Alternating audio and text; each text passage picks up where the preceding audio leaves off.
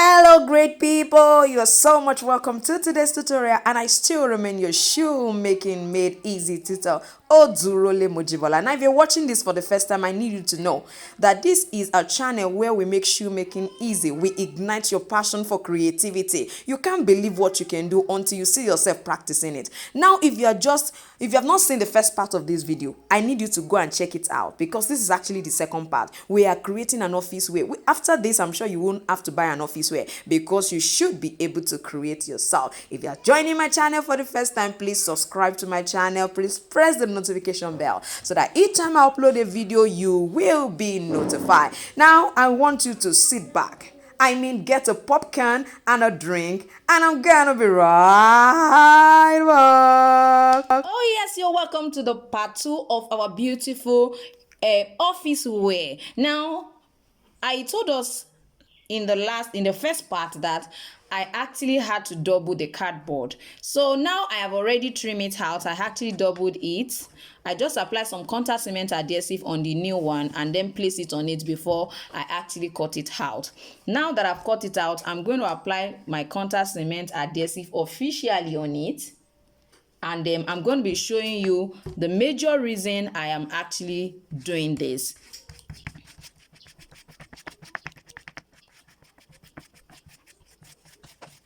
Now I'm just going to go ahead and place it on it. You don't have anything to worry about actually, since you actually remove it from there. And you can decide to first of all, put the cardboard together first.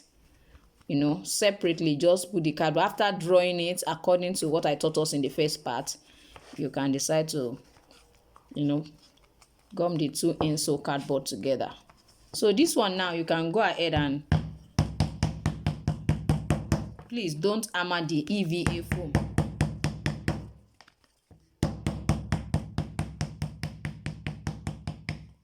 Let me see what it looks like on the. So, wow. You see that we are having it to be a bit big. Trust me. It is better big, oh. It is better big than small. This one now, I'm going to just pick up my sandpaper and try to reduce it. So I'll outline this again. I think it's just that part I'm going to outline. All these ones are perfectly okay. It's just little sandpaper that I need to actually do. Just a little grinding on that side. So all this side, I'm just going to use my sandpaper to grind the edges. These ones, I'm going to use sandpaper as well. But if you are sure that if you try to use scissors to cut, you will not spoil the whole thing, you can try. But if you can't, just use your sandpaper gently for all of the edges. I know somebody's already wondering, how will I do that? Just wait and let me show you. So now I'm going to use my sandpaper. This is actually a rough sandpaper. I just place it on a plank. You can do that as well. It will make it easy for you to go around this. So you can see I've already have my outline. Those sides that are excess, just do it this way. If you have a grinding machine, just go ahead and grind all of the edges. If you don't have, this is a good tool for you to sand the edges.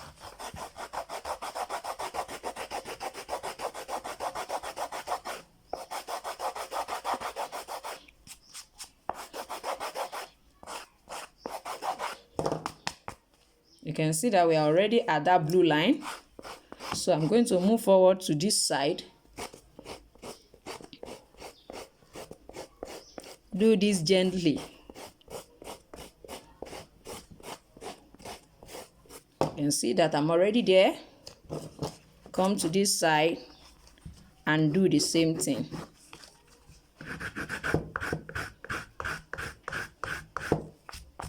Keep checking.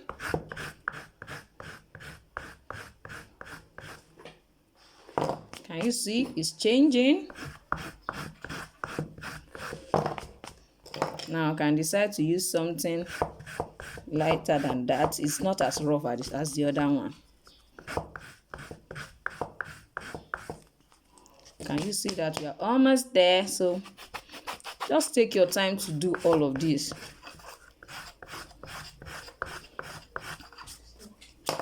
So make sure you check as well to be sure you are doing the right thing.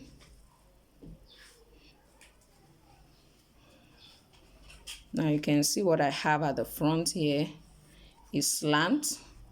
You can see what this looks like on this side. So this one is just going to be this particular place.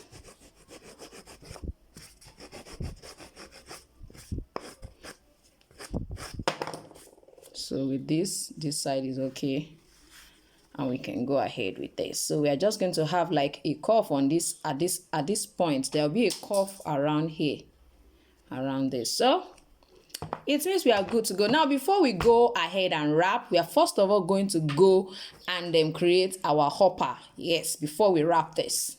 So for our upper, we are going to majorly be making use of this particular pattern. Now I have already taught on this channel how to actually create this particular pattern. So please use this particular thumbnail on the screen to go through my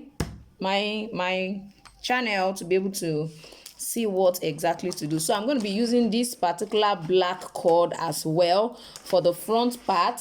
I'm going to be using the also this peach cord as well for the front. So I want it to be a combination of this particular peach and this particular black cord. So majorly that's what I'm going to be using for the front, while the back pattern will be made of this particular black leather and also this particular peach color. Now you can decide to use just one color for yours, it doesn't matter, but I'm going to be combining these two colors together for mine. So let's go ahead and do that. And also, if you love, of course, for those of us who are part of my exclusive forum, please let me, I will go and send them the PDF of this into the class. Now what we do when it comes to the exclusive forum is you have access to each pattern that I use on my channel within the period of your subscription. So that's one of the things you get to enjoy by being part of the exclusive forum. You can click the join button to see details about how to support my channel. It's just a way of actually keeping this channel going. So I want you to know that some people are actually, you know, supporting this channel to keep it going this way. So you are enjoying some people's work or some people's impact or some people's input, so to say. So I'm just going to place this and I'm going to draw that out. You can see that I've already extended it all around, which is going to actually serve as my fold. So all you need to do by the time I send it to you as a PDF file is to print it and just cut it out.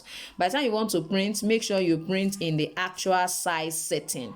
That's very important. You see, I'm using this side. I'm going to also turn it like this as well and then use.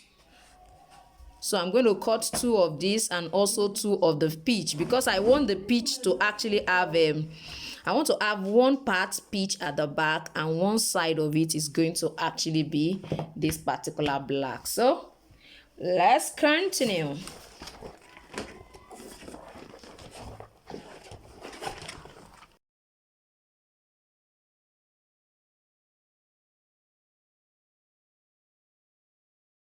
After drawing it this way, I'm going to just go ahead and apply my contact cement and adhesive on all the sides that I'm going to be folding, which is majorly right in here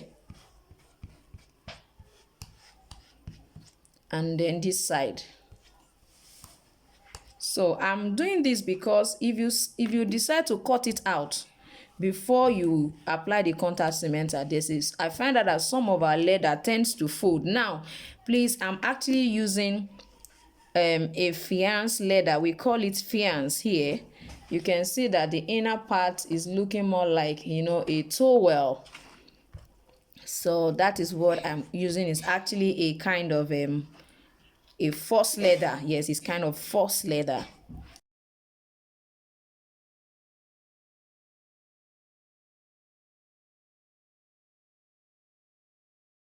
So now I have already trimmed it out. So I'm just going to make sure that this part, I actually notch it like this. Please let it not be too much. It's just for you to be able to curve that side perfectly well. So I'm going to start from here, from this side, fold it in, So come to this side and do the same thing. Come to this side and do the same thing. So that is the folding for all of these edges for this particular. You can see what it looks like. So then I'll come here as well. So I'm going to do the same thing for all of them. You can see what I have here. You can see what this looks like. You can see what we have. Wow, it's even forming a love shape. Come on. So I'm going to do the same thing for all others as well. So this is what it finally looks like. So you can see how it looks like at the back. You can see what they both look like. So the next step is to go ahead and stitch. So I'm going to go ahead and stitch this side together this way. You can see what I have. I'm going to stitch it together like that. Do the same thing for this particular one too. And I will be back. Yeah, I will be back. Let me just, stitch it down and I'll be back. After stitching, this is what I have. I just stitched a tiny part of this particular part. About 1 millimeter is what I just stitched right there. And then this is what I have. As you can see, this is what I'm having right here. So we are just going to continue. The same way I cut this is the same way I'm going to also cut the inner part. Yes, I'm going to cut it into 4 parts like this. Stitch it at the middle before I finally line it with this. I hope we get that. I think the last thing that we also need to do is just to put the strap I'm going to be using for my ankle. I'm going to be using about 8 inches long strap. So, and then I'm going to be working with my buckle size. So this is what my lining looks like. You can see I told you I'm going to follow the same process for my lining, but I'm going to be applying my contact cement adhesive right inside it. Just apply it gently. So apply all over it. So I've applied my contact cement adhesive. I also apply on this. So I'm going to bring them together and then place them on top of themselves.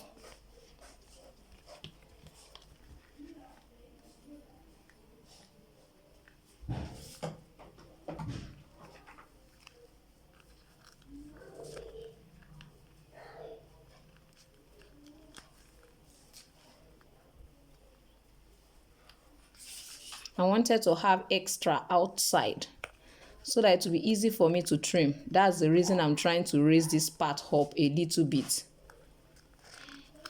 Understand? I want it to have extra right here so it will be easy for you to trim. So I'm going to just go ahead with that and continue.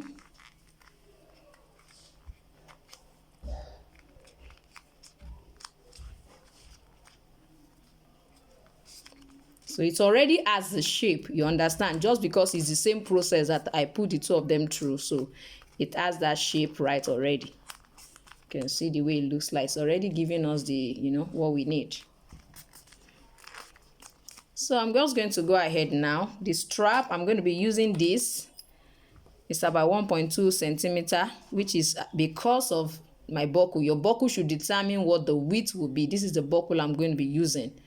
So it's going to be right in here, and then I'm going to line it as well. So after lining it, I'm going to go ahead and insert it here. I'm going to insert it into this one, and if I prefer to insert it here, it depends on the way I really want the footwear to look like. So you can insert it in any of the parts. It depends on what you want anyway. So, but I actually want my strap to be, of course, like this, something beautiful. Whichever way you can actually insert yours, just ensure that your strap is on one side and your buckle is on the other side. So I'm going to be using this particular elastic to suspend it. So my elastic is about 5 centimeters long. You can use something longer. It depends on what you really want. So you see it's passing through it. You can just insert it into it, insert the iron into it. It will pass through. So this is what I'm going to be having. So I'm going to have it right in here. Here like this. And this is going to be here. And I'm going to stitch them all around.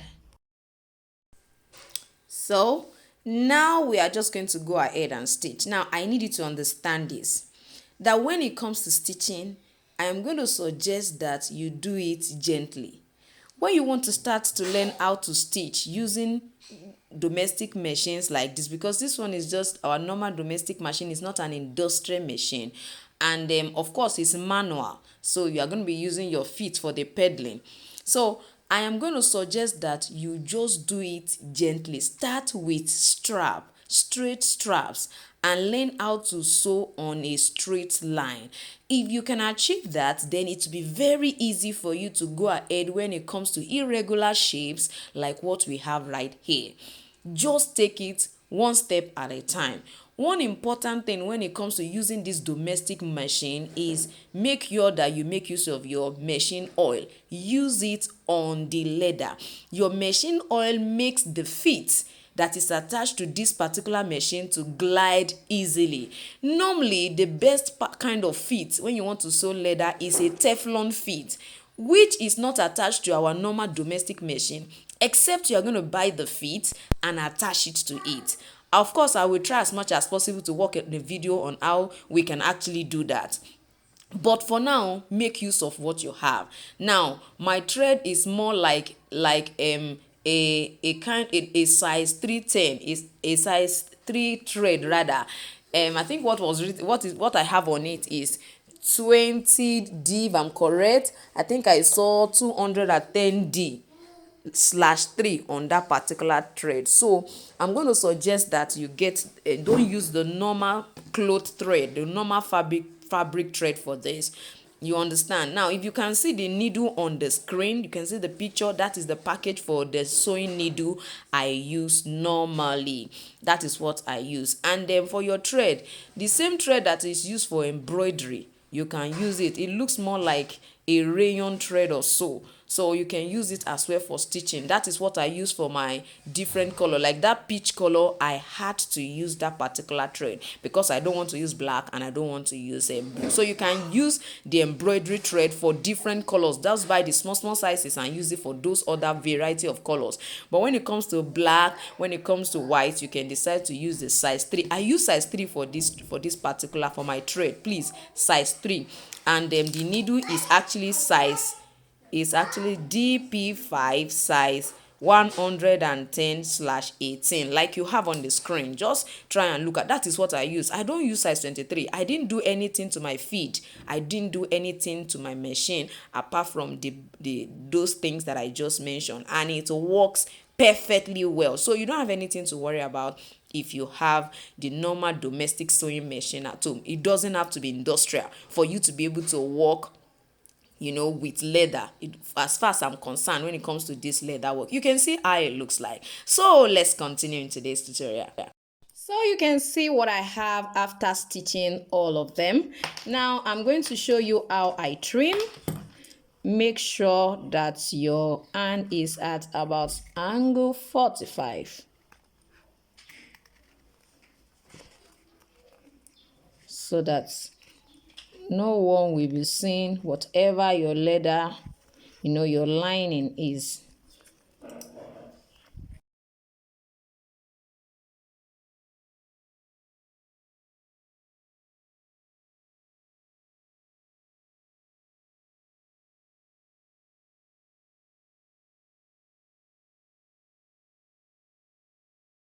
Now we can go ahead with our last Of course, we have to wrap our insole first, but I need to show you one simple trick that you actually have to go through, because I'm sure you're still wondering why did she double the insole. So I'm going to be showing you why I doubled the cardboard of my insole right away.